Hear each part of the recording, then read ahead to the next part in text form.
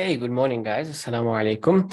Welcome back to Inspired Teens Grade 12 Mathematics. So in today's lesson, we will be discussing finance. Okay, so let's just quickly revise what we've done so far, and then we can continue. Okay, so we discussed simple interest. Okay, we discussed A is equal to 1 plus I times N. A is equal to P1 minus I times N. So yes, you do use this at times. Okay, for higher purchase straight line depreciation, definitely not as common in grade 12, but there is a possibility they ask you to calculate. It's mainly when they ask you to compare this if Lucy invests using the straight line depreciation method or the reduced line method, and then they want you to compare simple interest, compound interest, right? Those questions can come out. Okay, so that's why we discuss simple interest, then we discuss compound interest. Now we need to know that compound interest is separated into effective and nominal.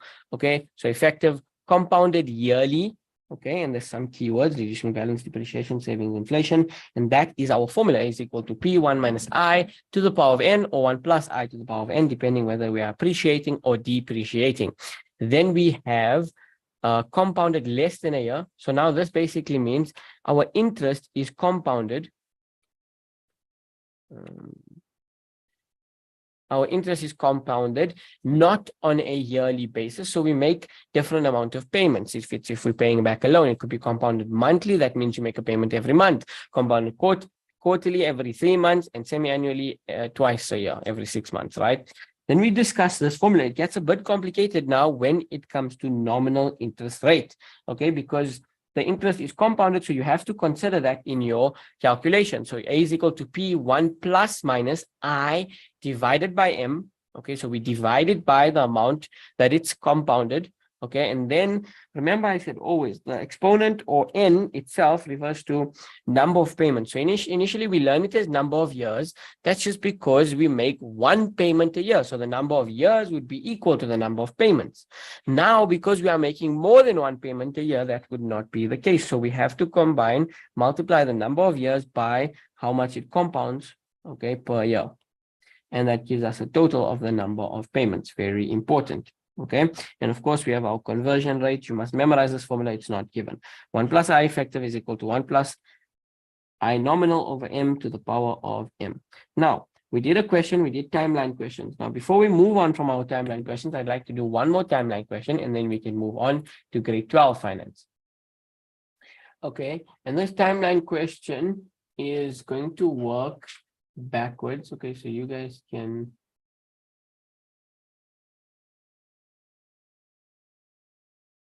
Okay, you guys can walk through the next one. Okay, please practice more past papers, right? I don't have like multiple examples of this style of question. Okay, but do practice past papers. Should I, shouldn't I, should I, shouldn't I, should I, shouldn't I?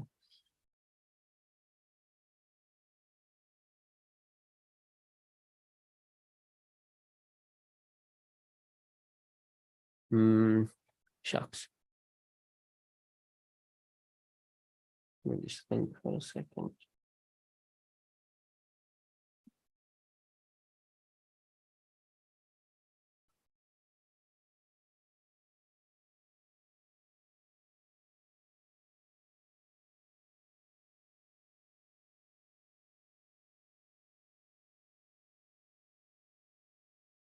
Okay, let's rather skip out these two, right? I'll give memos for these. You guys attempt these, right? Let's just revise one more timeline question, okay, and see how we can just practice one more timeline question. This one is simple enough. Okay, let's go through it. So, Jimmy takes out a loan of 200,000 Rand to start his own business, not he own business. Ah, man, I'm just trying to think. This is an easy example. We've already done it. Okay. Let's just do this one. Let's just do the complicated example. The easy examples, I'll give you guys the memo for those, and you guys can attempt that at your own.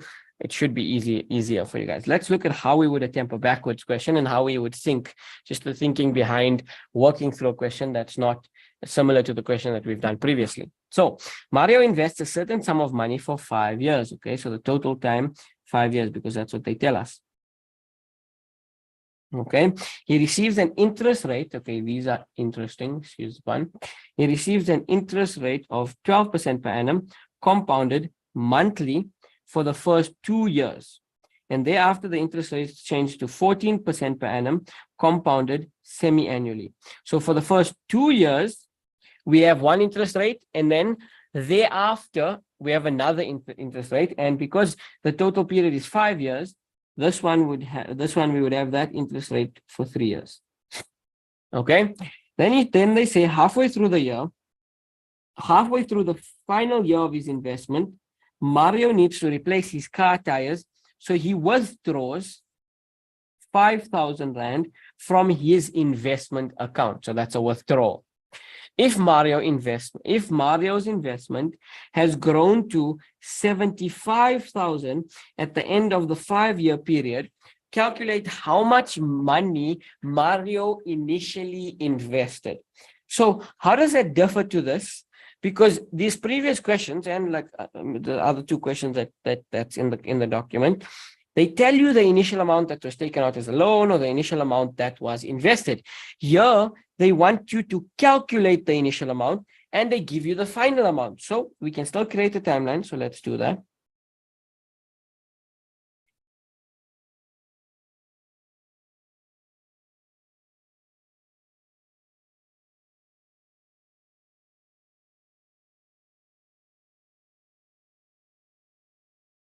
Okay, and we understand that this is where T is equal to 0, right? That's the onset of the loan or the investment account, right? Initially, when we started taking it out. And this we need to understand is T5. Okay, we know that the total investment time is 5 years. Okay, now we are going to allocate every single change inside of this timeline. Okay, like how we previously did. So let's address the interest rate changes. So he receives 12% per annum, compounded monthly for the first 2 years. So at the 2-year mark is when there's this change in interest rate. Okay, so let us try and allocate for that. Interest rate change for the first 2 years. Okay, we have a certain interest rate. Let's see what is it. Okay, we have an interest rate of 12%. So I is equal to 12% initially. For the first 2 years, 12% per annum compounded monthly. So I is equal to 12. I is equal to 12%. Yes, and M is also equal to 12. That's the compound value. Okay, so we've allocated for what? For the interest rate for the first 2 years. Now let's do it for the rest of the period. Okay, so from T2 to T5, remember, that's not 5 years, it's 3 years. I think we can use a different color.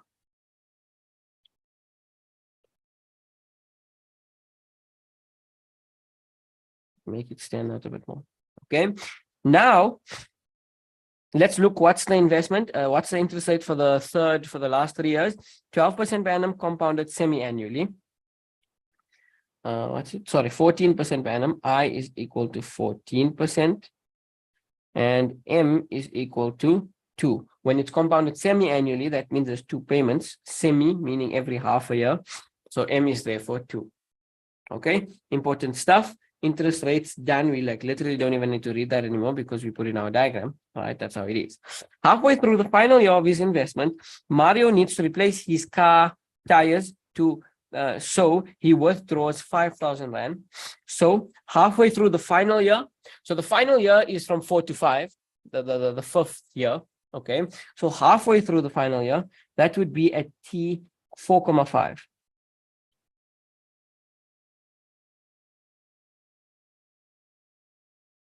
At T 4,5, okay, we're talking about after T0, 4.5 years after T0, he needs to what? He needs to replace his tires, so he withdraws 500. So at this point, minus, sorry, not 500, 5,000 from his investment. They tell us, okay, his money accrues, or it grows to, not accrues, that would be for loan. His money has grown to 75,000. So after all of this, his investment is worth 75,000 Rand at the end, after all of that. So initially, he invests X amount. We don't know how much he invests. Okay. And for 2 years, it grew with an interest rate of 12% compounded monthly.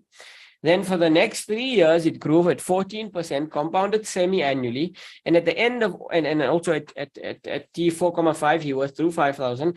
And at the end of all of that, it grew, the amount that his investment grew to 75,000 Rand. Now, there's two ways to do this.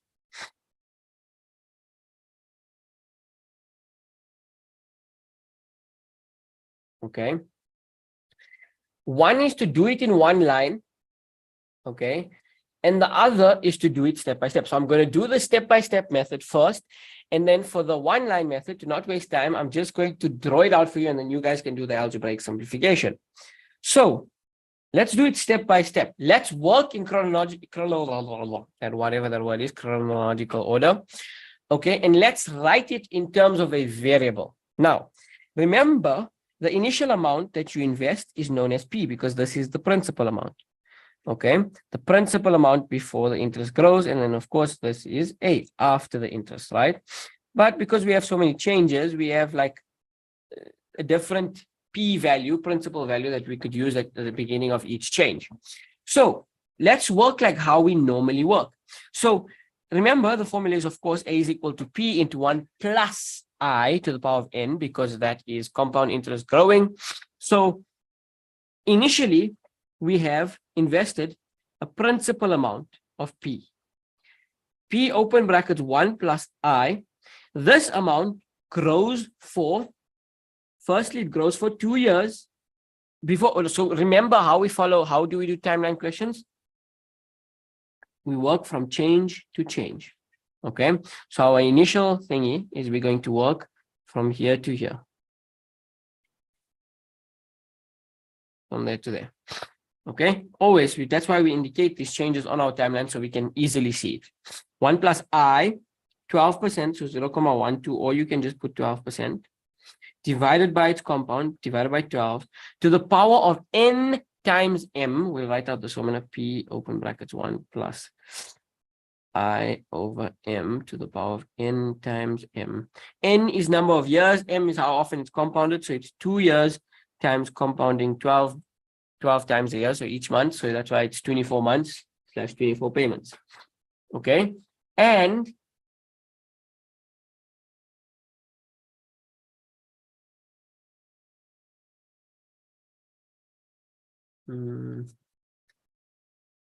this year would give us, I'm going to write it as a new P value. It's always the case in finance, right? Not always, but where you use P, okay, you use this formula to solve for an amount, but remember, this amount is just after 2 years.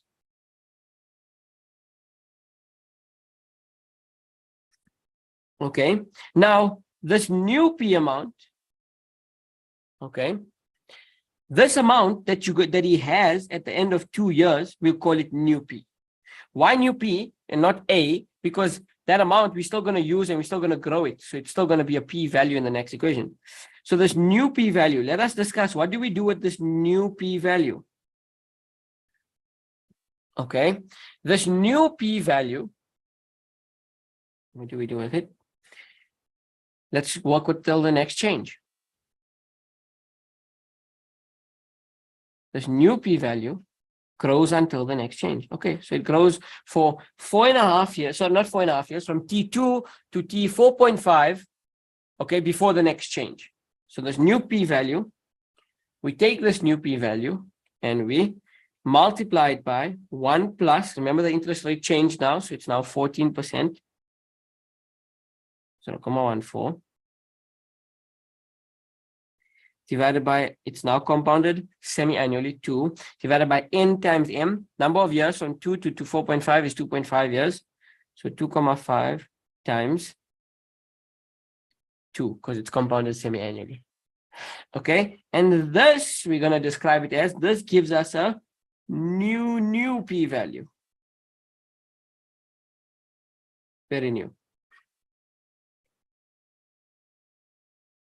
Okay. And this new p-value has to get used because it needs to grow.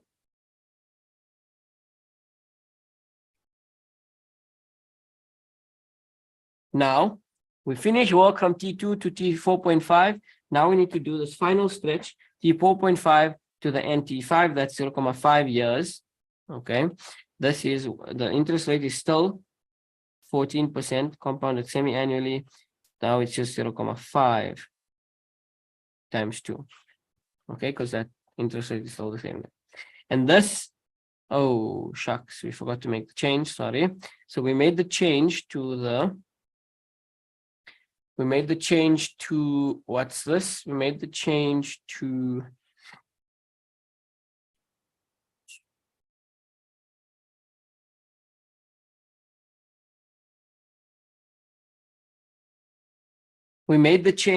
the interest rate, but we forgot to do the withdrawal. Okay. Maybe please share slides also for this. Thank you. How do we join? Okay. Stay till the end of this lesson and I'll contact you. Lucky. Okay. So here we made the change to the interest rate, right? We changed from 12 to 14. Now we also need to make the withdrawal of 5,000 Rand, which was made.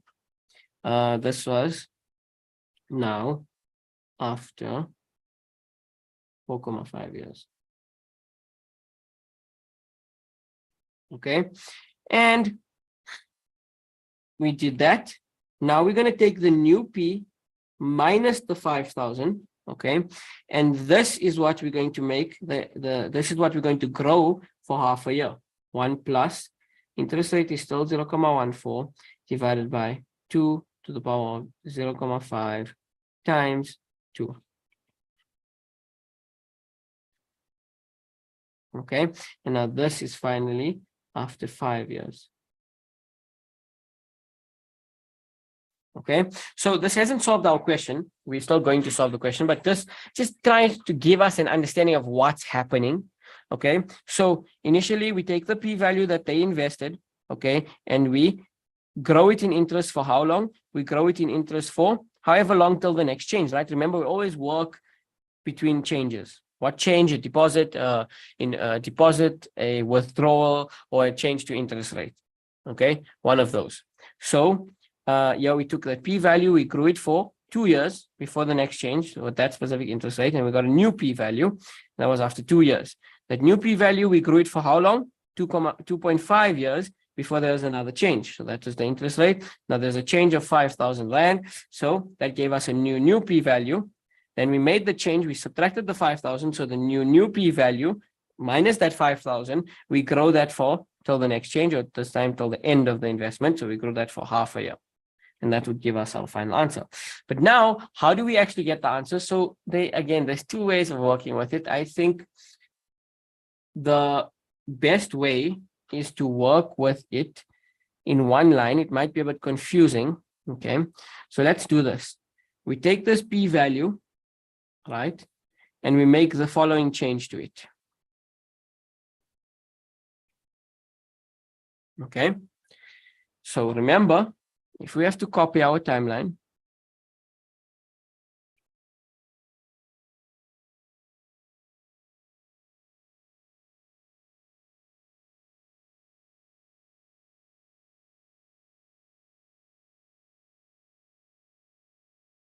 okay, if we have to copy the timeline,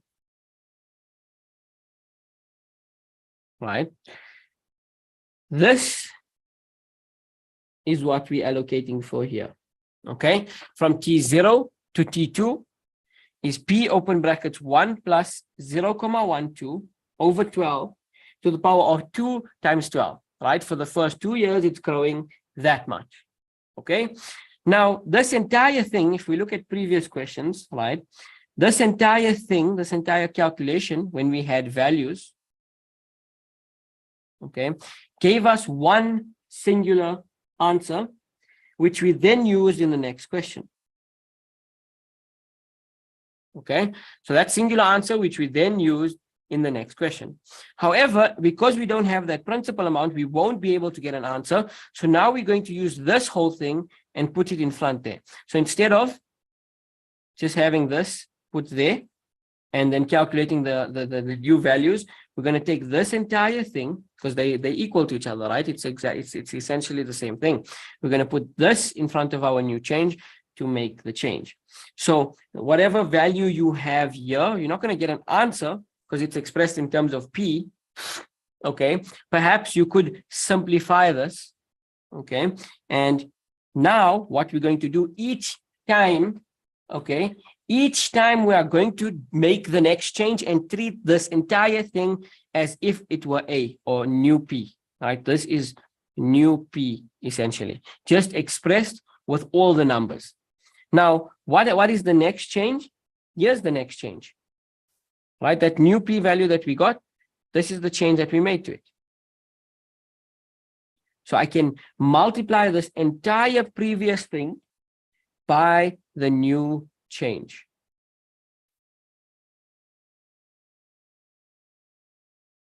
Okay, I can multiply this entire thing by the new change. Okay, so this is like literally just like the new P value. You could even replace this with, if we had it, the new P value, but we're just writing it as that entire thing, multiplying it by the next change. Okay, then what happens now? This entire value now represents new P. Okay, this entire thing represents new P. And what did we do with this second P that we got, the second new P? We subtracted 5,000 Rand. So from this entire thing, we're going to subtract 5,000. Now this represents new P technically. Okay, so this was change number one. It grew for 2 years. This entire thing was the amount after 2 years, and it grew for 2.5 years. So we multiplied by it, then we subtracted 5,000. Now, please, you have to add these brackets. They're very important, especially when you do subtractions or additions, right? And this amount, new P, minus the 5,000, underwent this change. Copy. Okay, but you have to, in this case, use these big red brackets when you subtract the 5,000. When you subtract the 5,000, you have to use those big brackets. Okay, and finally, when you make that change for the last half a year, this is equal to 75,000.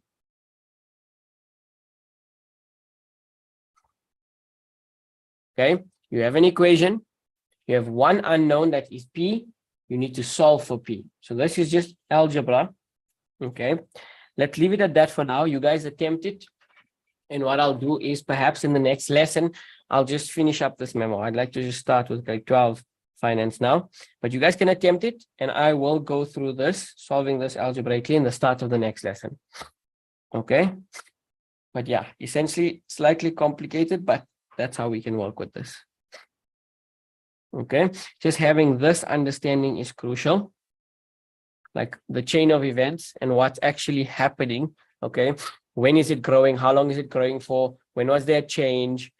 Is there interest change? Was there withdrawal? Was there deposit, etc.? Okay, so after all of that, it grew to 75,000. Okay, cool. Okay, now let us start. So that please do finish this question and do the rest of the questions as well. I will send a memo for all of it. All right, but this one specifically not yet. I will do the algebra for this, like I said, in the start of the next lesson.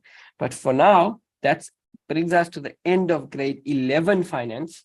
Okay, you have to revise grade 11 finance. There's not a high chance of the questions coming out, okay, of just like a specifically grade 11 timeline question, but there is a chance, so you have to know how to solve grade 11 finance. Okay, but now we're going to move on to what's most likely going to come out in the exam, and that is either a future value or present value type question. Okay, and all of the other things that these imply. Now, future value and present value. Okay, just a little hint as to when to use what. Oh, sorry. Okay, future value you use when you are going to get money in the future. Okay, so when do you get money in the future? When you invest, right? When you invest, they don't allow you to take out the money now. You have to leave it for a certain amount of time. What about present value? Present value, you're going to use this formula when you receive the money now in the present. Okay, so when do you use future value? When you're going to receive the money in the future. That makes sense. That's why it's called future value. When you use present value, when you're going to receive the money now. When do you receive the money now? Example, a loan. They give you the money now and you pay them off over time. Okay, so future value, receive the money in the future. Present value, receive the money now. Examples and instances of future value and keywords actually: retirement annuities / funds, retirement funds, retirement annuities, savings accounts, sinking funds. Okay, all are examples that would use future value. Here is the future value formula. Now, the future value formula. Okay, this here, what is this? This is our future value. This just stands for future value, the F. Okay.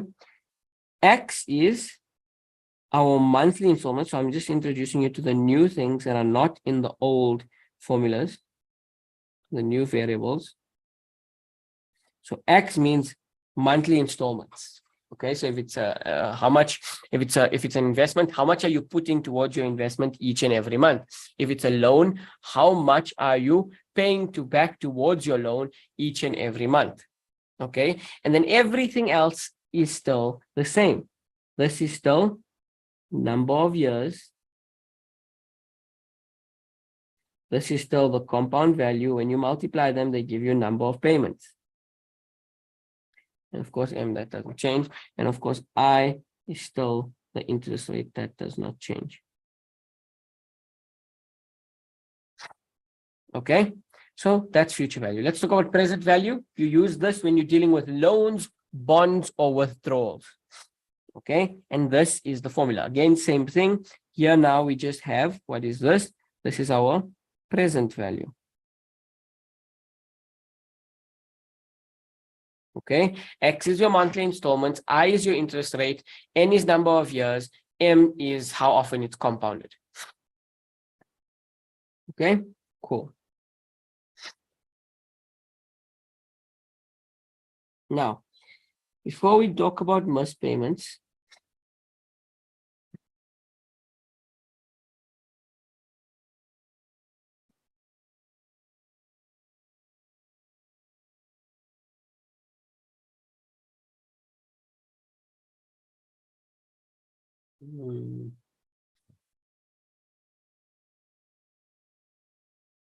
one second, sorry.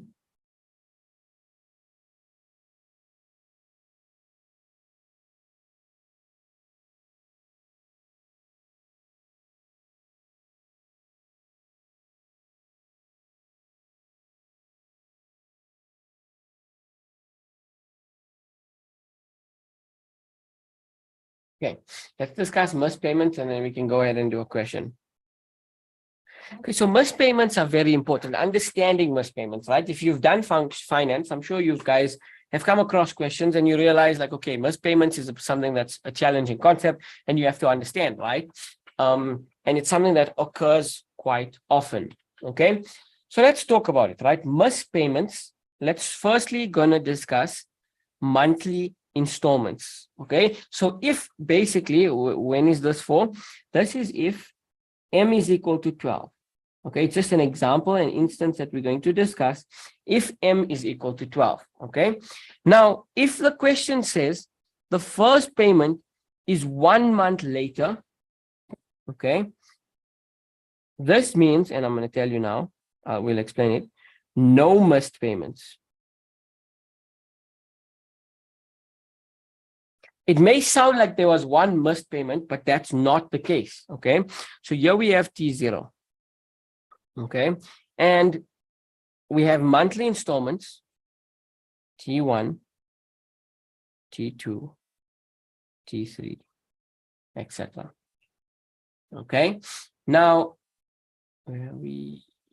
Okay. Okay.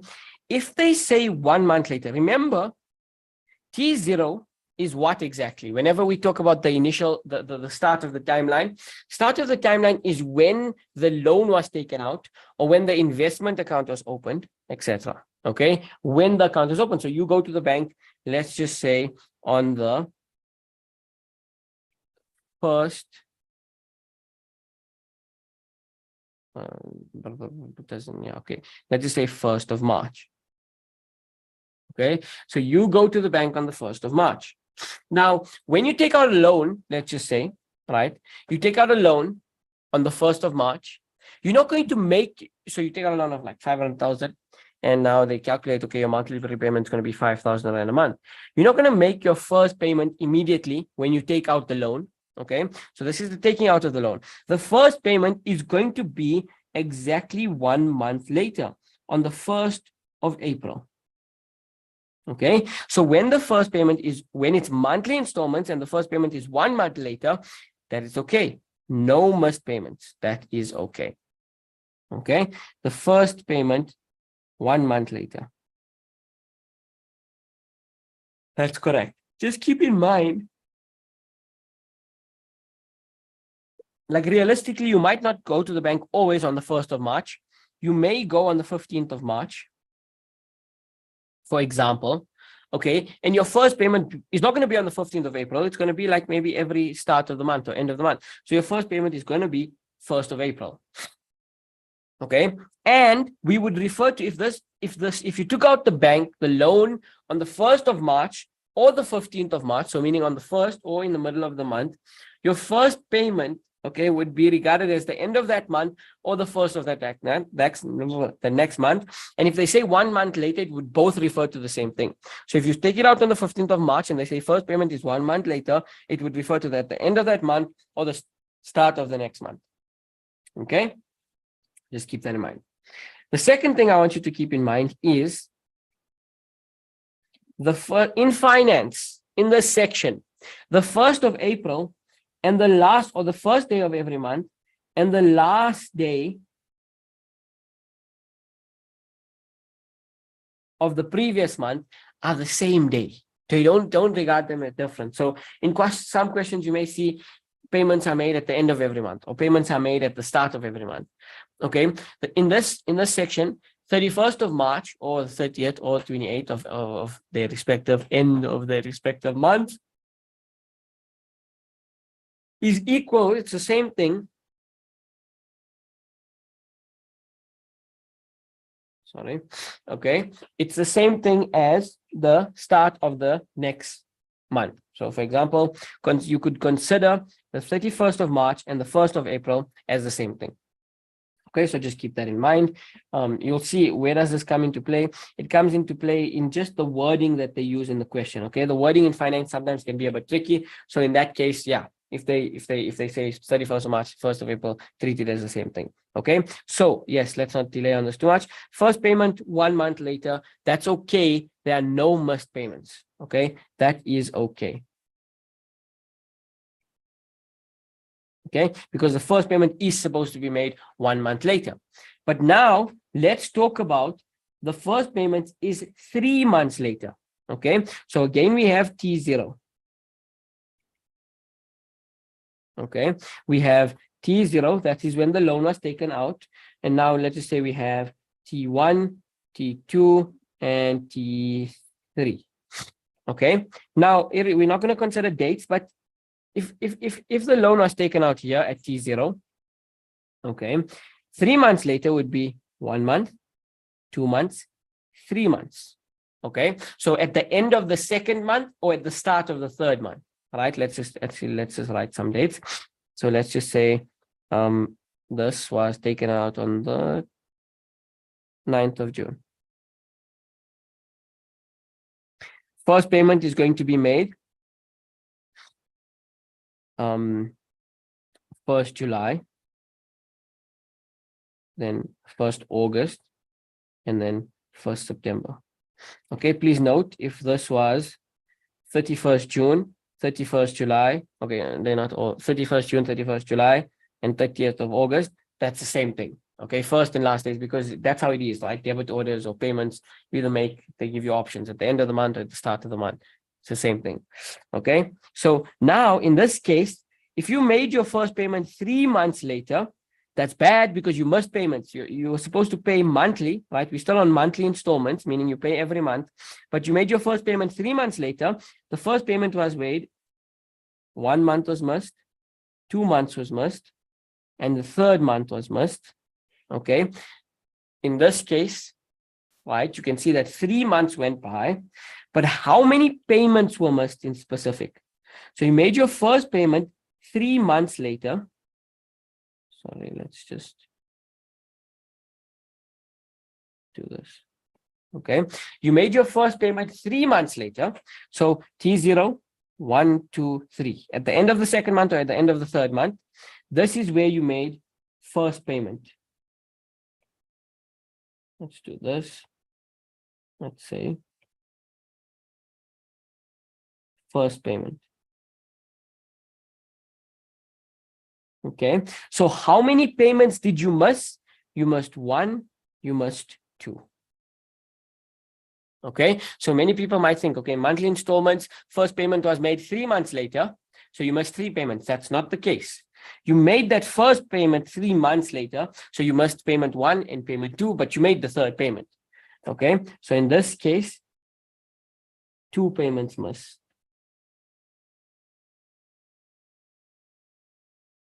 Or 2 missed payments, but same thing. Okay, so this is important to understand, and I hope that this timeline makes it a bit easier to understand. Let's look at this, quarterly installments every 3 months.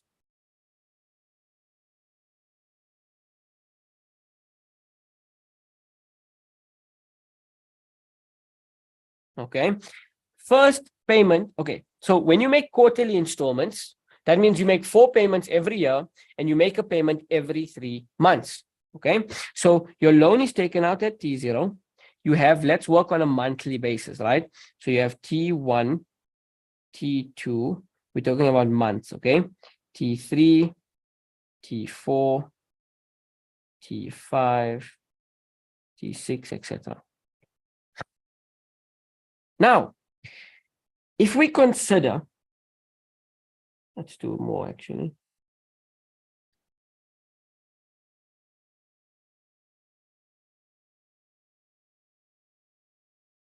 Okay, and finally for a whole year, we have T12. Now, when we talk about quarterly installments, let's discuss where our payments are supposed to be. 3rd month, 6th month, 9-month mark, and the 12-month mark. That's where our payments are supposed to be. Every quarter, every 3 months. So when they say quarterly installments, again, you're supposed to be only paying every 3 months. You're not supposed to be paying every month. You make a payment, you make a payment then, you make a payment then, and you make a payment then. Okay, so when they say that the first payment is 3 months later, that's okay, because your first payment is supposed to be 3 months later.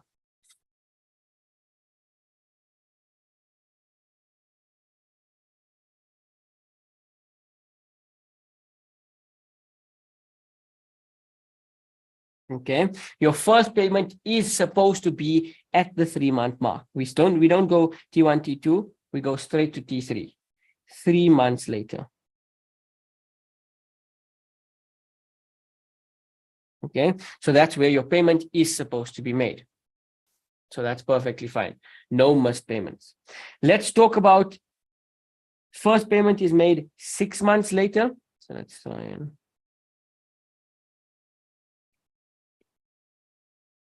copy all of this. Okay, first payment is made 6 months later. Let's discuss how does that work. So if this payment is made where? The payment is made here.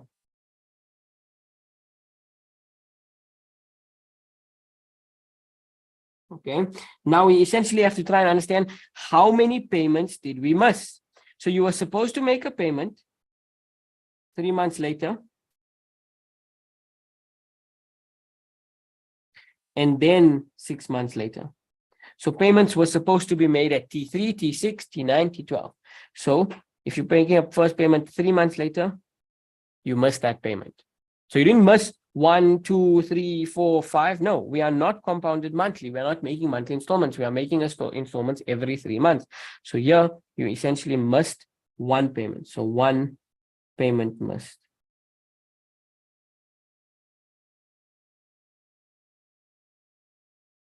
Okay, and that is essentially the concept of missed payments.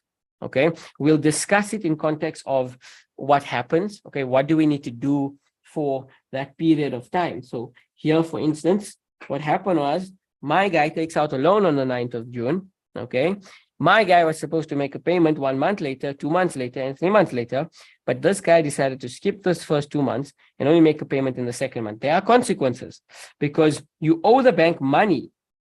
And for the first 2 months, you don't make payments, your loan amount is growing in interest. Okay, let's just quickly go through this.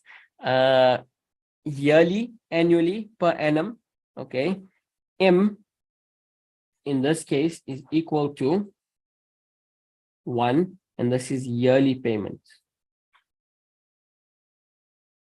Okay, semi-annually, M is equal to 2, and this is not a yearly payment. This is 2 payments or payment every 6 months. Okay, that's why you make 2 a year. Thirdly, this is not really used that much, and it's a weird word anyway. But if it comes up, M would be equal to 3, and you would payment every 4 months, because 3 times a year. And quarterly used very often. M is equal to 4. This is a payment every 3 months. Okay, so try not to confuse this. It might get confusing and tricky because you see 3 and 4 and then 4 and 3, but it just means, right, if you're going to make a payment thirdly a year, you're going to make a payment every 4 months. And if you want to make payments quarterly, that means you're going to make 4 payments. You need to make a payment every 3 months. It makes sense. 4 times 3 is 12. Okay, so now let's move on to this question. Okay, so we're not going to do this for now. This is a simple compound interest formula, not simple compound interest formula, but a compound interest formula, but simple in respect to grade 12. Let's have a look at this. Jill negotiates a loan of 300,000 Rand with the bank, which has to be repaid by means of monthly payments of 5,000 Rand and a final payment. Don't worry, we'll discuss final payment, and a final payment which is less than 5,000 Rand. The repayments start 1 month after the granting of the loan. So just from this statement that we're going to recognize, because we just did it, okay, she is supposed to be making monthly payments, okay, M is equal to 12, and she makes her payments starting 1 month after the loan. Did she miss any payments? No, she didn't. Okay, because she's supposed to start paying 1 month after. It's monthly, so a month later, then a month after, then a month after, every month. Okay, but you don't have to make a payment when you take out the loan. You don't have to make your first initial payment. Okay, so no missed payments.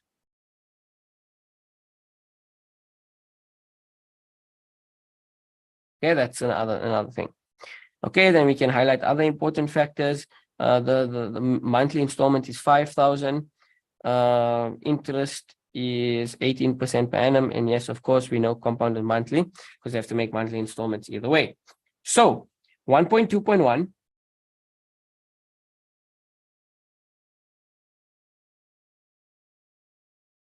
Okay, determine the number of payments required to settle the loan. Number of payments, this is N, okay, or N times M, right, similar thing, right, we can just refer to it as N for now, okay, and which formula are we going to use? So your key should be, since there's monthly installments or monthly payments, right, that is grade 12 work, that is either future value or present value, that involves that X in the formula. But now, should we do present value or should we do future value? So ask yourself the question, am I getting the money now, or is this Jill getting the money now, or are they getting the money in the future? And Jill is getting the money now because that's what happens when you take a loan. So we're going to use present value. Okay, the formula is present value is equal to X, so monthly installment, 1 minus, open brackets, 1 plus I.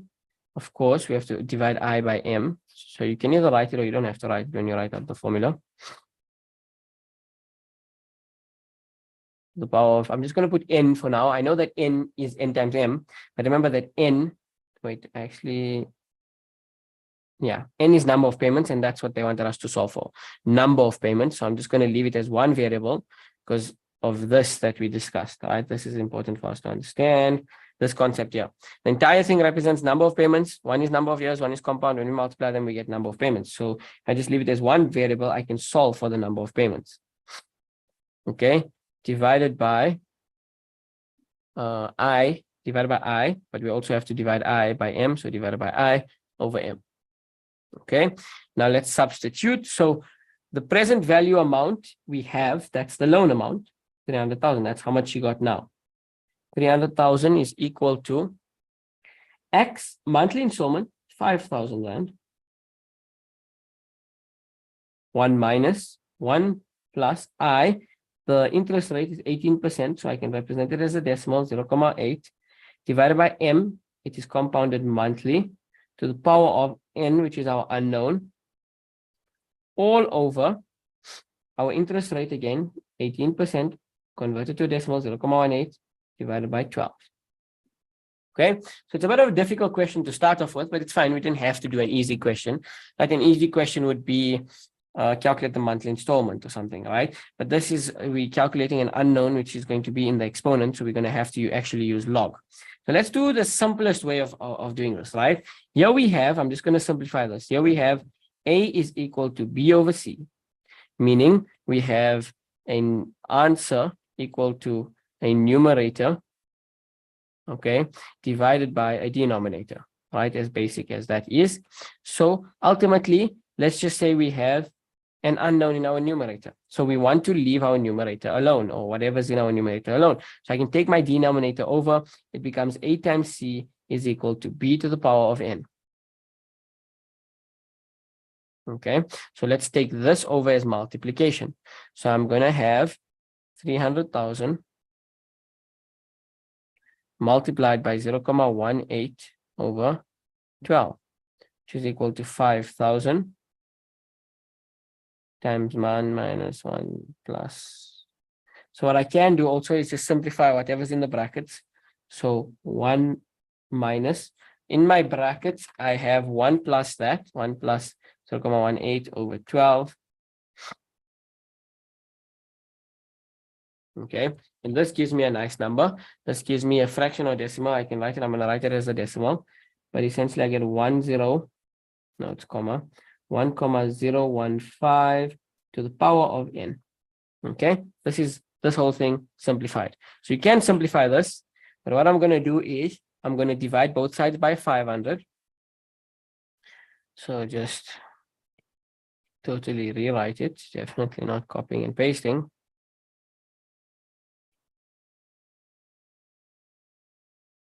Okay, divide both sides by 5,000. The 5,000 on the right hand side cancels, and on the right hand side we're just left with 1 minus 1,015. Those big brackets can fall away now. Okay, now I'm going to simplify this guy. Okay, so this is the idea. You want to take it step by step. Okay, it's complicated algebra, but you want to take it step by step. Try and simplify it for yourself. Okay, this gives me a really nice number, 0.909 over 10. Okay, so the thing about finance is, right, you want to try not to simplify as much as possible. Okay, especially like I said, for these more complicated questions, you want to try not to simplify as much as possible. Keep like a good few amount of decimals. Okay, so here we're getting nice numbers, so that's fine. This is equal to 1 minus 1,015 to the power of N. I can take this over 0.9 minus 1. This gives me minus 0.1. Which is equal to Stop me if you don't understand anything that I'm doing so I can explain it. Let's do another step for this. 0.9, this got taken over as -1 is equal to, sorry, I forgot this minus because this is technically plus. Minus, you see, even I made a mistake, but when I took it step by step, I quickly realized I made that mistake. Okay, you're getting this. The negatives cancel with each other because you divide both sides by -1, and now you're left with this. Okay, what are you left with? I'm going to write it here.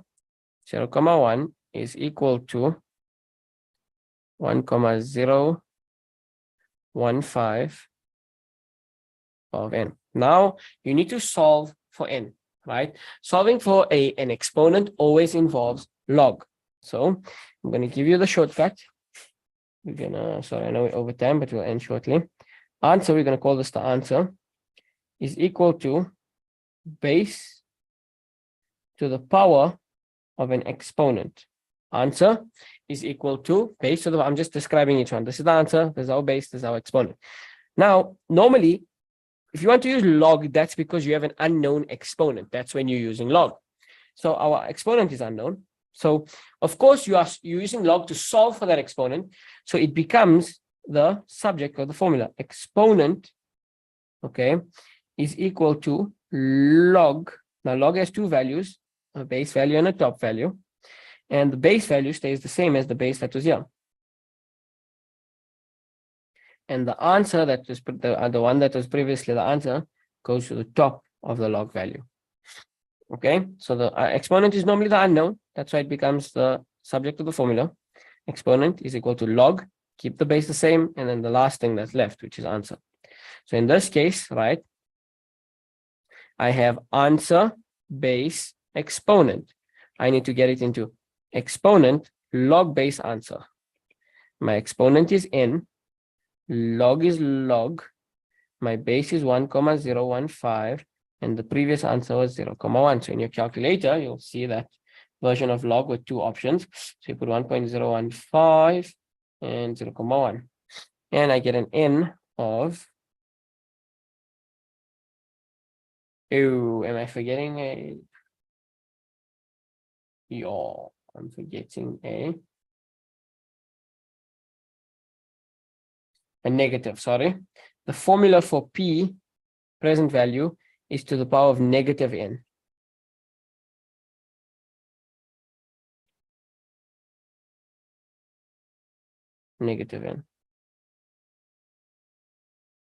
Yeah, it doesn't really matter. But all of these should be -n, -n, -n, -n, -n. Okay, so this is also -n. So that's, I'm solving for -n. It's fine. You can keep the sign. Okay, -n, and when I do log this answer, so -n is equal to log that. When I do log that, I get -154,65. So in order to pay this off, right, in order to pay off this loan with certain monthly installments, sorry, no, that's not the case. We're paying off this loan in monthly installments of 5,000. N is number of payments. So when we solve for n mathematically, that tells us how many payments we need to make. So we need to make, so this cancels. We need to make 154,65 payments.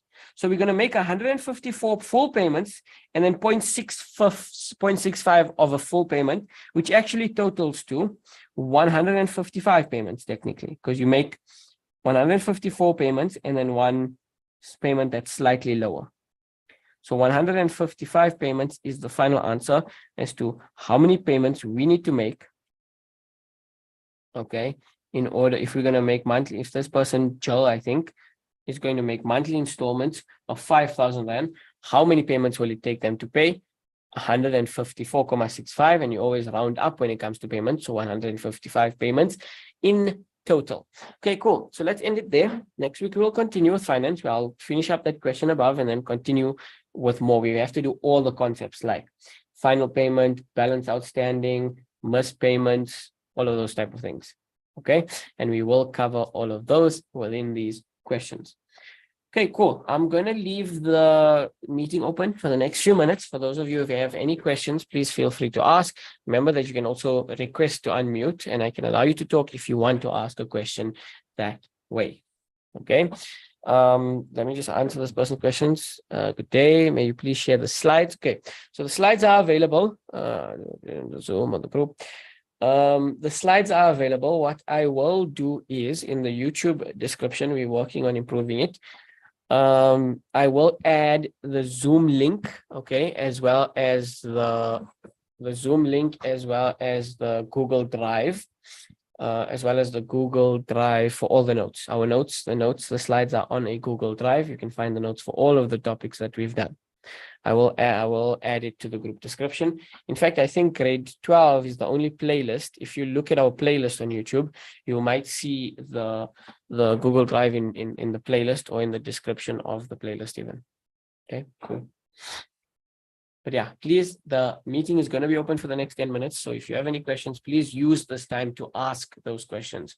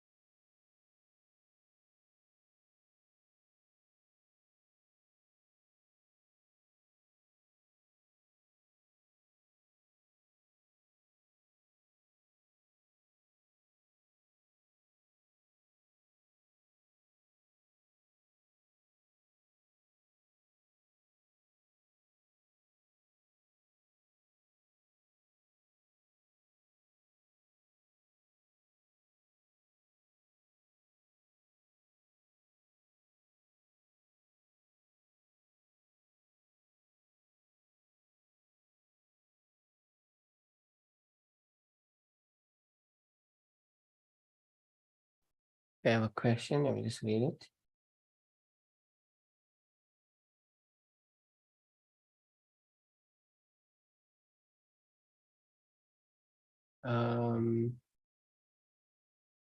Okay, that is confusing me. Let me just write it out 1 second.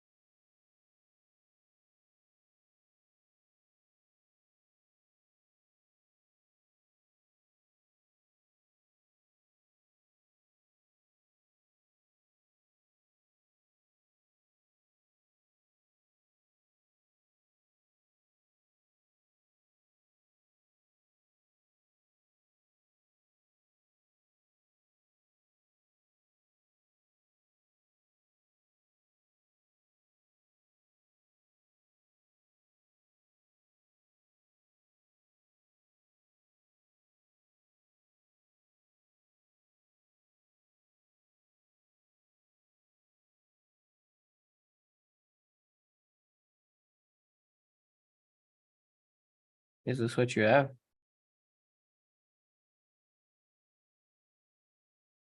Is that correct? Did I put that incorrect?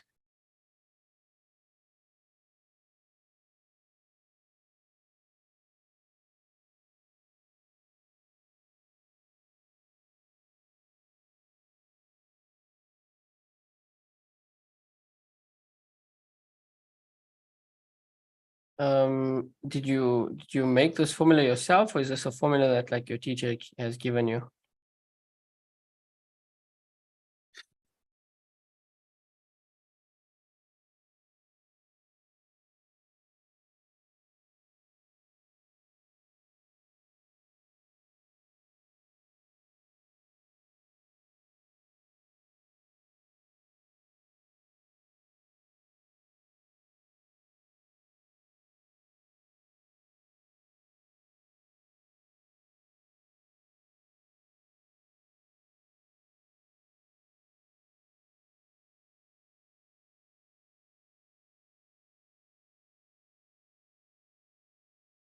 Huh? Did you rearrange this formula yourself, or is this a formula that like you were given by your teacher that works? Okay, because I'm not sure exactly how the maths. I have a maths app which guides and it forms a study guide. Perhaps it's correct, right? Maybe it's a bit more complicated than it needs to be. Okay, what I can do is I'll rearrange this for you quickly to show you the equivalent version of that, right? That's using 2 logs and everything, right? So maybe it is right. If you should actually try to see if you get the same answer and let me know, right? Substitute in all the values and see if you get the same answer of 155. And if it works, right? But ultimately, we can rearrange this. Okay, so if you want to memorize, I understand if you want to memorize the formula that helps you calculate and memorize the formula that helps you calculate PV instead of rearranging it each time. Let's rearrange this, right? So here we're going to have PV, which is the present value, okay, multiplied by I over M, okay, divided by X minus 1, okay,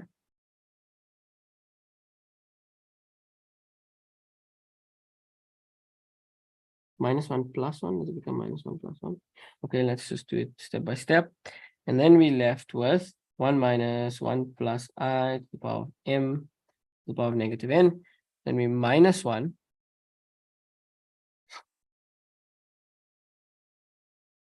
Minus 1. Then we plus 1. Am I doing something wrong?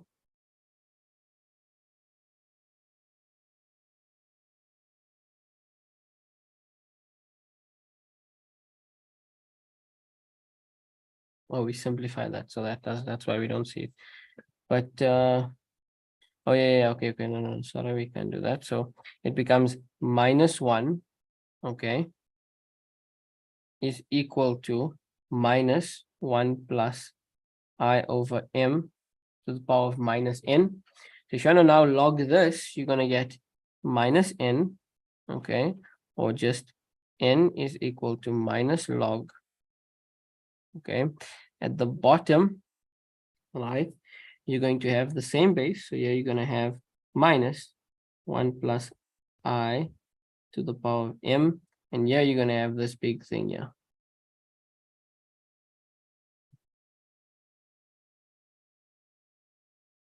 Okay, so this is not really worth it to do this, right? You can screenshot or something this if you'd like, but I'm going to erase it. I don't want to leave it here because it's mostly, I meant for log. What do you mean for log? I'm confused. Okay, but this is if you rearrange this formula to leave N alone, you can get a standardized version like that. However, it's easier to just rearrange it in the question, in my opinion. This here, again, you can try to see if this formula works. I don't know. I have not come across this formula, so I personally wouldn't use it or recommend it. I would just recommend following this method instead, right? Doing it step by step and then using regular log. But yeah.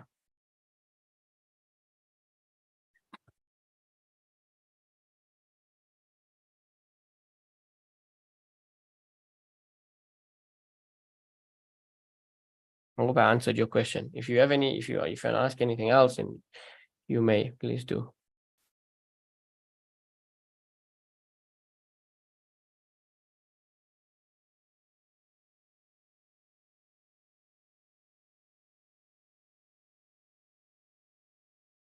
No problem. Okay, cool. It doesn't seem like there's any further questions, so let us end it there. Okay. And I shall see you guys in the next lesson. Have a good week at school. Thank you guys so much for joining. Jazakallah khair. Assalamu alaikum.